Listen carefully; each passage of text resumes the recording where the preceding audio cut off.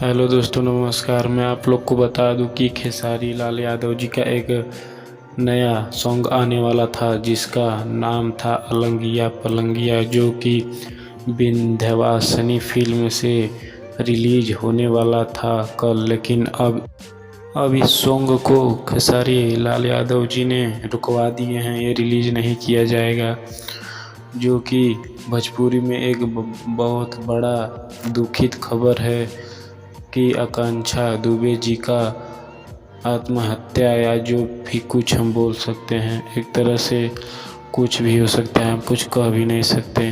तो जिसके कारण ये बहुत दुख की बात है और जिसके वजह से खेसारी लाल यादव जी ने अपना गाना रुकवा दिया है और विंध्यवासिनी फिल्म पर रिलीज नहीं किया गया है।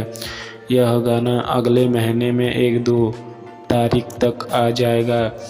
यह गाना जो कि टुनटुन यादव का लिखा हुआ है, आर्या शर्मा जी का म्यूजिक दिया हुआ है और शिल्पी राज के साथ गाए हैं खेसारी लाल यादव जी।